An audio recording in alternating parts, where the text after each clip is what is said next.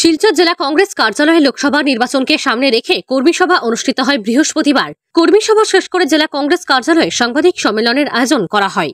সাংবাদিক সম্মেলনে বক্তব্য রাখতে গিয়ে জেলা সভাপতি অভিজিৎ পাল বলেন, বিজেপি লোকসভা নির্বাচনে একজন ব্যর্থ প্রতিনিধির সাথে এবার লড়াই হবে কংগ্রেসের একজন দক্ষ ও নিষ্ঠাবান ব্যক্তির। তিনি হলেন কংগ্রেসের লোকসভা নির্বাচনের মনোনীত প্রার্থী সূর্যকান্ত সরকার। অভিজিৎ পাল বলেন, বিজেপি লোকসভা নির্বাচনে যাকে প্রার্থী দিয়েছে পরিমল শুক্লা বৈদ্য, তিনি বরাকের দুবারের জন্য ক্যাবিনেট মন্ত্রী ছিলেন। উনি দেখাতে পারবেন কি বরাকের জনগণের জন্য কি উন্নয়ন করেছেন। জনগণ এবার লোকসভা নির্বাচনে ভোটের মাধ্যমে বিজেপি সরকারকে যোগ্য জবাব দেবে এবং কংগ্রেসের লোকসভা নির্বাচনের মনোনীত প্রার্থী একজন ভালো মানুষ ও নিষ্ঠাবান সূর্যকান্ত সরকারকে জনসাধারণ বিপুল ভোটে জয় করবেন বলে আশা ব্যক্ত করেন অভিজিৎ পাল।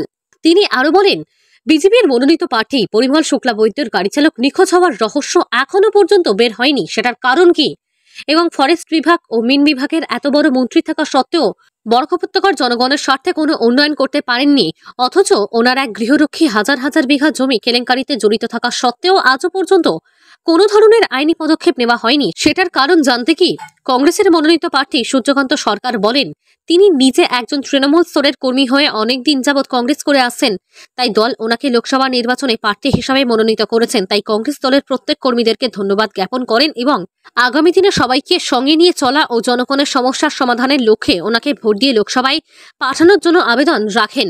ব্যুরো রিপোর্ট, জনমত টিভি। যে আজকে আমি একজন অতি সাধারণ ঘরের ছেলে হিসাবে আজকে এই ঐতিহ্যবাহী শিলচর লোকসভা আসনে আমাকে লোকসভা নির্বাচনের জন্য মনোনীত করেছেন এবং তৎসঙ্গে আমি শ্রদ্ধার সাথে স্মরণ করি এই ঐতিহ্যবাহী লোকসভা আসনে যারা প্রতিনিধিত্ব করেছেন, বিশেষ করে শ্রদ্ধেয় অরুণ কুমার চন্দ্রজি, নুরুল হুদাজি, সন্তোষ মোহন দেব, মহিতোষ গুরকায়স্ত, রশিদা হক এবং বিশেষ করে কবীন্দ্র গুরকায়স্তজি। এই গুরুত্বপূর্ণ সিটে আমাকে একজন সাধারণ ঘরের ছেলে হিসাবে এবং আমি বিশেষ করে একজন শ্রমজীবী মানুষের ঘরের সন্তান ওই হিসাবে আমি আপনাদের মাধ্যমে শিলচর লোকসভা আসনে প্রত্যেকজন সম্মানিত ভোটার নাগরিকদের প্রতি আমি আবেদন জানাচ্ছি যে আপনাদের সেবায় আগামী দিনে আপনাদের আশীর্বাদে যাতে আপনাদের সেবায় কাজ করতে পারি, এই আবেদনটুকু আপনাদের মাধ্যমে রাখি। আইসিসি এপিসি যেটা সিদ্ধান্ত নিছে সূর্যকান্ত সরকারের টিকিট দিয়ে শিলচর লোকসভা আসনে আমাদের সংগঠন থেকে নিয়ে প্রত্যেক অত্যন্ত খুশি, কারণ সূর্যকান্ত সিংরে দেওয়ার জন্য সরকারের দেওয়ার জন্য বিশেষ করে আমাদের অঞ্চলের মানুষ এবং গ্রামীণ অঞ্চলের প্রত্যেক জায়গায় প্রত্যেক জাতি ধর্মের মানুষ অত্যন্ত খুশি। আমরা অত্যন্ত খুশি আমাদের এপিসিসি আইসি যে ধন্যবাদও জানাই যে আজকে তানের টিকিট দেওয়ার জন্য। বিশেষ করে আমাদের বরাক উপত্যকার 2টা সিট করিমগঞ্জ লোকসভা আসন হাফিজুর রশিদ সাহেবের দেওয়ার জন্য এবং শিলচর আমাদের সূর্যকান্ত সরকারের দেওয়ার জন্য। আমরা জানি আমাদের আগামী যে বিজেপির যেটা ভিতরে যেটা আপনারা প্রত্যেকে জানেন বর্তমান সময় যেভাবে বিজেপির যেটা দুর্নীতি এবং বিভিন্ন ভ্রষ্টাচারী করিয়া আছে, সেই জন্য আমাদের আগামী ইন্ডিয়া অ্যালায়েন্সের 2024-এর সরকার অল ইন্ডিয়া আসবে আপনারা প্রত্যেকে জানেন এবং আমাদের আশা ভরসা অনেক সিট ভারতবর্ষ আসবে এবং আমাদের শিলচর করিমগঞ্জ লোকসভা আসনটা জয়ী হবে, এটা আমাদের মনের উদ্দেশ্য এবং আমাদের কর্মীগুলোর উদ্দেশ্য এবং আমরা আশা করছি যে ভালো রেজাল্টের উপরে 2টা সিট জিতব। ইচ্ছা মতো মুখ্যমন্ত্রীর নির্দেশে যা ইচ্ছা তা হয়েছে, যার ফলে নিশ্চয় মানুষ তার প্রতি এটা প্রতিবাদ করবে। আমরা আশাবাদী এর প্রতিবাদ হবে। আমরা কংগ্রেসের যেসব আমরা ইতিমধ্যে কংগ্রেসের নির্বাচনী প্রতিশ্রুতি যেগুলো বের হবে, আমরা দেখেছি যে আমাদের প্রধানমন্ত্রী বলেছিলেন 2 কোটি চাকরি, 15 লক্ষ করে টাকা, অনেক জুমলাবাজি করেছেন, অনেক কিছু করেছেন, প্রত্যেকবারই একটা বলে। এইবার তিনি গ্যারান্টি বলেছেন, বলে গ্যারান্টি মোদির গ্যারান্টি। তা আমরা দেখেছি জুমলাটার নাম আবার গ্যারান্টি হয়ে এইবার বের হচ্ছে। তো এই গ্যারান্টিগুলো কোনো কাজ হবে না। আমরা আশাবাদী মানুষ তার ব্যবস্থা নেবে। আমরা যে কোনো মূল্যে হোক শিলচরের এই সিটটা আমরা জয়ী করব, এই আশা করি। আমরা সবাইকে একটা আহ্বান জানাচ্ছি আমাদের দলের ক্যান্ডিডেটকে হাত প্রতীক চিহ্নে ভোট দেওয়ার জন্য। যে প্রার্থী তালিকা ঘোষিত হয়েছে আমাদের শিলচর লোকসভা আসনের জন্যে সূর্যকান্ত সরকার, একনিষ্ঠ কংগ্রেস কর্মী, তাকে আমাদের দল মনোনয়ন দিয়েছে। আমরা অত্যন্ত আনন্দিত। এবারের যে নির্বাচন, এই নির্বাচন বিভিন্ন ইস্যুর উপর হবে। কেন্দ্রের বিজেপি সরকারের যে বৈষম্য এবং ঠিক নির্বাচনের প্রাক্কালে সিএএ যেটা সিটিজেনশিপ অ্যামেন্ডমেন্ট অ্যাক্ট জারি করে জনগণকে বিভ্রান্ত করতে চাইছে। যে সিএএর যে রুলস অত্যন্ত জটিল প্রক্রিয়া, যে জটিল প্রক্রিয়ার মাধ্যমে কোনো মানুষের উপকার হবে না। কিন্তু ইতিমধ্যে কেন্দ্রীয় স্বরাষ্ট্রমন্ত্রী ঘোষণা করেছেন সিএএ লাগু হওয়ার পর দীর্ঘদিন থেকে যে এনআরসি প্রক্রিয়া সুপ্রিম কোর্টের নির্দেশনার সারে হয়েছিল, জনগণ অনেক হয়রানির মধ্যে গিয়ে যে এনআরসিতে তারা নাম নথিভুক্ত করেছেন, সেই এনআরসিটা মান্যতা দেয়নি এই সরকার। উল্টা এখন বলছে সিএএ লাগু হওয়ার পর নতুন করে এনআরসি হবে। বন্ধুগণ, এনআরসিতে যে ভিত্তিবছর ছিল 1971 ইংরাজি, যেটা আসাম চুক্তিমতে হয়েছিল, সেই 71 ভিত্তিবছর পূর্বে যারা আসামের বসবাসকারী তারা কিন্তু নাগরিকত্ব বা এনআরসিতে নাম ওঠার যোগ্য ছিল। তো আজকে যে সিএতেও 2014 ইংরাজির 31 ডিসেম্বর পর্যন্ত মেয়াদ, তার পূর্বে যেসব হিন্দু বা অন্যান্য ধর্মীয় সংখ্যালঘু পাকিস্তান, বাংলাদেশ বা আফগানিস্তান থেকে এসছে, তাদেরকে নাগরিকত্ব দেওয়ার প্রবিধান আছে। কিন্তু অত্যন্ত জটিল প্রক্রিয়া।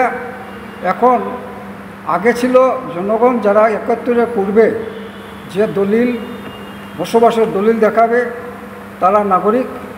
এখন হবে যে 2014-র পূর্বে যারা এইসব অঞ্চল থেকে এসছেন তার প্রমাণপত্র দেখাতে হবে। একজন মানুষ সে মায়ানমার থেকে আসছে, না শ্রীলঙ্কা থেকে আসছে, না বাংলাদেশ থেকে আসছে, সেই প্রমাণপত্র দেখাতে হবে। বাংলাদেশ হলে নাগরিকত্ব পাবে, না হলে নয়। কাজে মানুষ আগে এখানে নথিপত্র জোগাড় করে মানুষ অত্যন্ত কষ্ট করে এনআরসিতে নাম উঠিয়েছিল। আজকে আমরা লক্ষ্য করছি মানুষ এখন বাংলাদেশ থেকে সার্টিফিকেট আনতে হবে, পাকিস্তান থেকে সার্টিফিকেট আনতে হবে, সেখান থেকে যে আগের বাসিন্দা ছিল। যে বিভিন্ন আমরা যেটা বুঝেছি জটিলতার মধ্যে এসে পড়েছে। আবার জনগণ হয়রানির সম্মুখে যাবে। এই সব ইস্যু আমরা নির্বাচনে আনব, জনগণের সম্মুখে আমরা রাখব। এবারে নির্বাচন অত্যন্ত ক্রুশিয়াল নির্বাচন। কাজেই জনগণের বাঁচার মরার লড়াই এখানে আছে। তার উপর দ্রব্যমূল্য বৃদ্ধি থেকে আরম্ভ করে বিভিন্ন ইস্যু, এগুলা আমরা উপস্থাপিত করব। এই নিয়ে আমরা আগামী নির্বাচনের লড়াইয়ে নামব।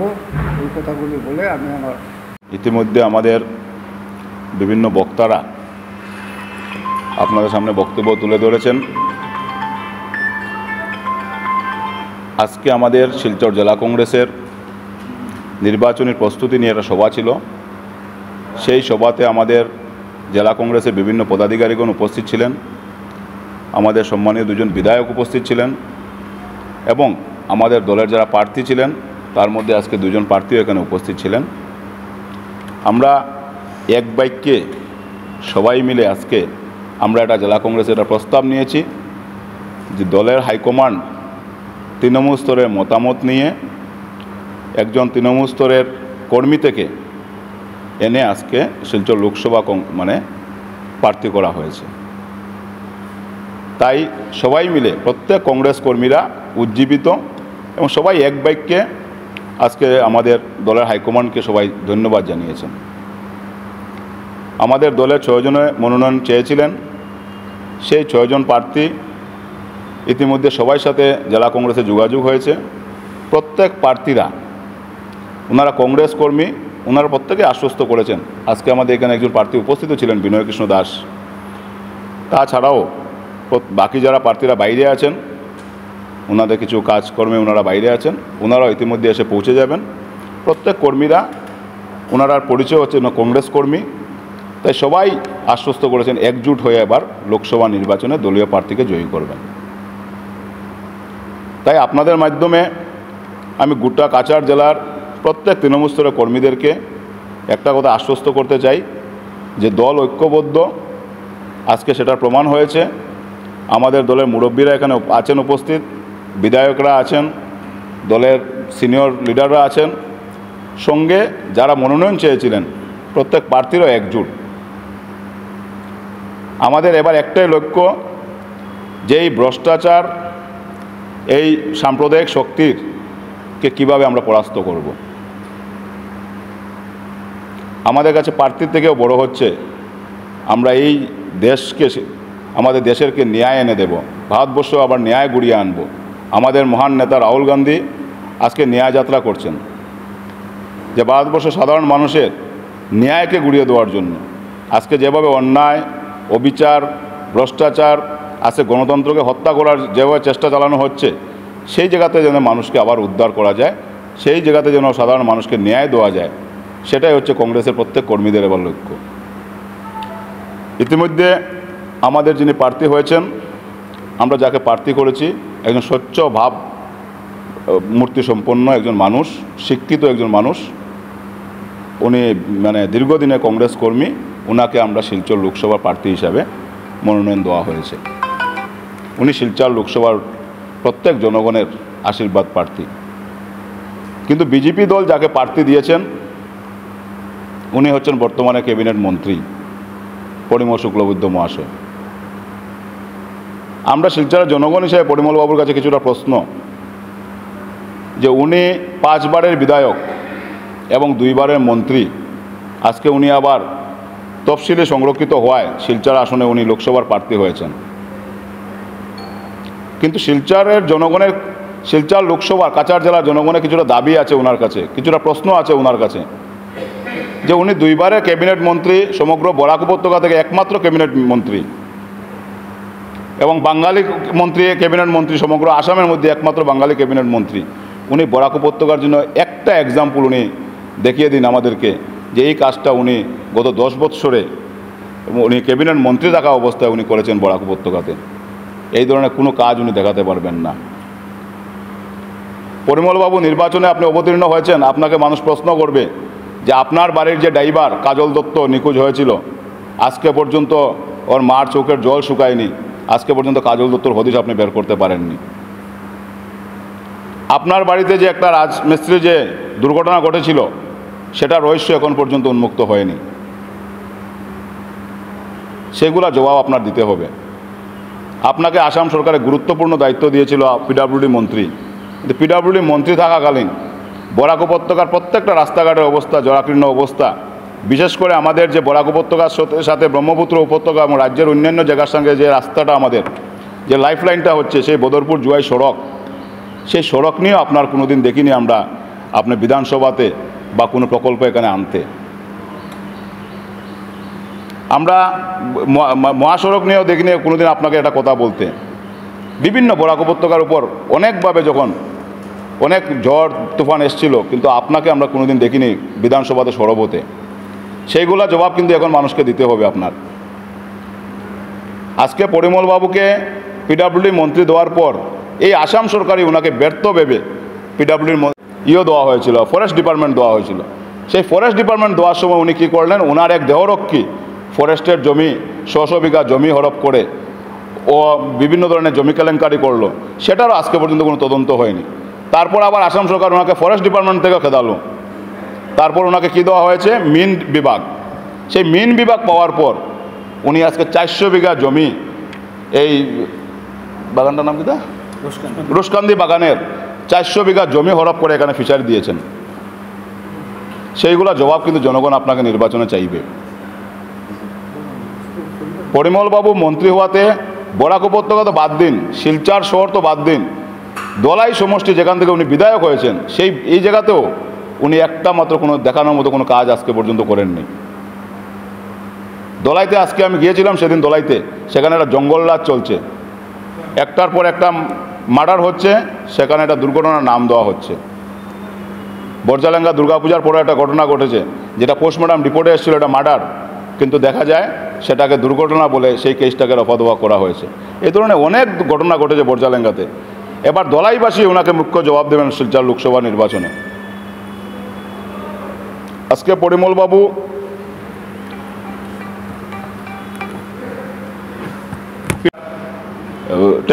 এক্সাইজ মিনিস্টার, ফিশারি মিনিস্টার, এতগুলা ডিপার্টমেন্ট পাওয়ার পর আজকে আমরা দেখিনি বরাকের জন্য কোনো একটা শিল্প প্রতিষ্ঠানের জন্য উনি কোনোদিন দাবি তুলতে।